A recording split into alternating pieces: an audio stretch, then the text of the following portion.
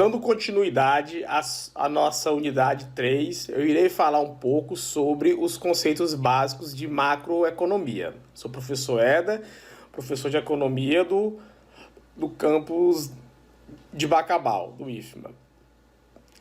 Nessa unidade, gente, a nossa ementa serão os conceitos básicos de macroeconomia, o que é macroeconomia, PIB, PNB, contabilidade nacional, balança de pagamentos, balança comercial, tá? O nosso objetivo é que vocês tenham uma noção dos conceitos básicos de macroeconomia para tomadas de decisões, né, no curso de técnico em qualidade, tá bom, gente? E aí vou fazer uma breve abordagem sobre os conceitos de macroeconomia e antes disso eu irei falar como vai ser a nossa avaliação. Junto, eu estou enviando uma atividade com 5 questões, tá bom? E esse conteúdo vai cair na nossa prova regular, na prova final e também na prova de reposição, para quem ficar, tá? O que é macroeconomia? Gente, a economia está dividida entre microeconomia e macroeconomia. Então, micro significa pequeno.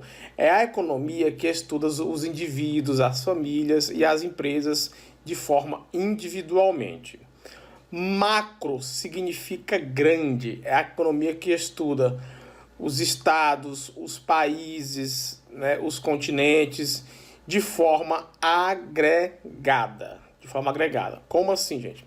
Eu vou estudar a taxa de juros, câmbio, a inflação. Então, a inflação não existe, por exemplo, a inflação do João ou do José. Existe a inflação do estado do Maranhão, existe a inflação do Brasil, correto? Por quê? Porque o cálculo da inflação ele é feito para uma quantidade agregada de pessoas, ou seja, uma grande quantidade de pessoas. Bom?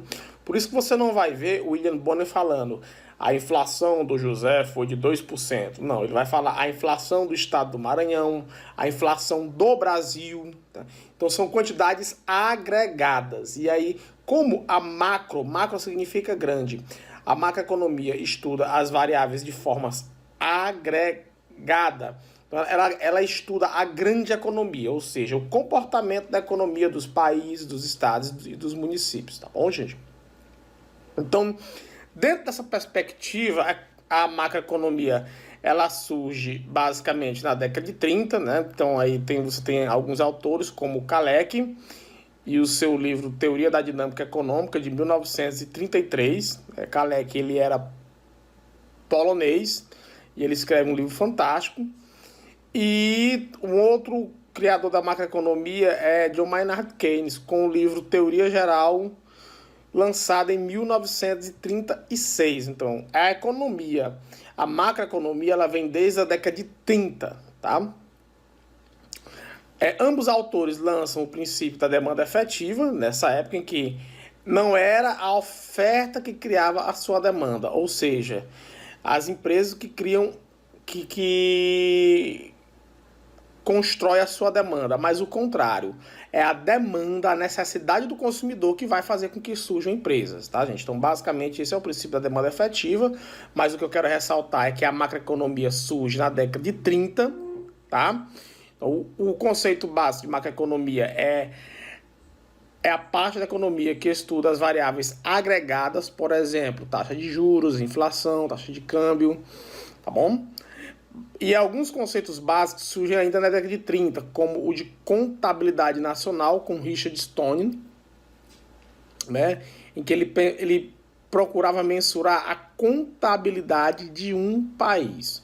Gente, no nível bem pequeno, por exemplo, o professor Éder, eu tenho a minha contabilidade, eu ganho X e eu gasto Y todo mês, né? Eu ganho, sei lá, uma quantidade de dinheiro X e vou gastar Y. Então, isso fica no registro contábil. Inclusive, o próprio aplicativo do Banco do Brasil faz essa contabilidade para mim. Já um país, ele tem uma contabilidade, tanto em termos de transações correntes, transações entre países, transações internas, né? Então, e a contabilidade, ela mensura basicamente as relações de um país com o resto do mundo. Aliás, a balança de pagamentos. Mas a contabilidade nacional, ela é o registro de toda a movimentação econômica e financeira de um país em um determinado período de tempo, tá bom? E aí nós temos, para mensurar esse conceito, o de balança de pagamentos, né? São as transações comerciais de um país com o mundo. Então, na balança de pagamentos, eu tenho uma divisão entre transações financeiras e transações não financeiras, ou transações de bens e serviços, né? Então, basicamente, eu tenho essa divisão. E aí, um conceito importante é o de balança comercial, que eu acho que vocês veem bastante, dito principalmente até no Jornal Nacional, né? Mas a balança comercial, gente, nada mais é do que o registro das exportações e das importações de um país. Então, por exemplo, o que são as exportações? É tudo aquilo que um país vende num determinado período de tempo. Então, por exemplo, o Brasil ele vende gado e vende soja. Então, isso fica registrado na balança comercial, na parte de exportações. E as importações são as compras efetuadas por um país em um determinado período de tempo. Por exemplo, um país ele compra, nós compramos celulares, bens industriais, como carros importados, celulares. Então, isso fica registrado no segmento de importação da balança comercial, correto? Então, a balança comercial ela registra a contabilidade, as transações de um país com outros países, tá bom? Nós temos também as transações correntes, tá? E as transações financeiras. E aí, colegas, um outro conceito muito importante é o conceito de PIB, que é o Produto Interno Bruto. É toda a renda produzida em um país em um determinado período de tempo, correto? Então, é toda a riqueza produzida num país em um determinado período de tempo. Então, vamos exemplificar aqui. Todo gado produzido em Bacabal ele é contabilizado no PIB, no Produto Interno Bruto, tá? A soja produzida em São Paulo, os aviões da Embraer, o que o McDonald's ele produz, o Bob's aqui em Bacabal é contabilizado no PIB. Gente, o PIB ele trabalha com o conceito de localidade geográfica. Então é tudo produzido dentro do país Brasil, correto? Então nada mais é do que a riqueza produzida em uma determinada localidade, nesse caso o Brasil. Então, por exemplo, o faturamento de uma pousada em Fernando de Noronha, por Fernando de Noronha, está no Brasil, ele é contabilizado no PIB, tá? Um outro conceito paralelo a esse é o Produto Nacional Bruto, tá? Só que antes eu quero tirar alguma dúvida sobre o PIB. Então, por exemplo, a fábrica da Ford, o que ela produz aqui no Brasil é contabilizado no PIB. Por quê? Porque geograficamente ela está dentro do Brasil.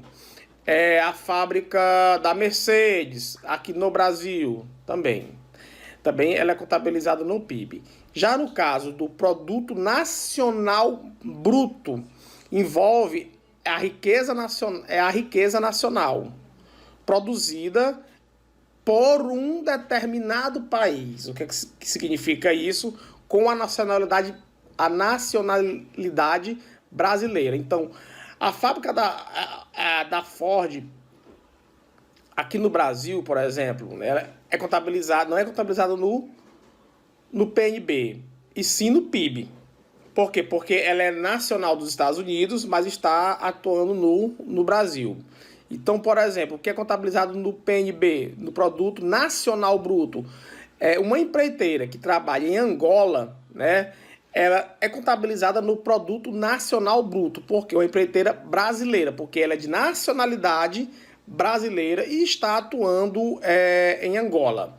Então, gente, a diferença de PIB, porque ele considera a questão geográfica, e quanto que o PNB, ele considera a nacionalidade, se é brasileiro ou não, tá bom? Então, gente, essa foi uma breve introdução aos conceitos da macroeconomia. Eu deixei para vocês os slides da unidade 3. Qualquer dúvida, me pergunte. E também eu irei enviar um material em PDF para que vocês tirem as demais dúvidas.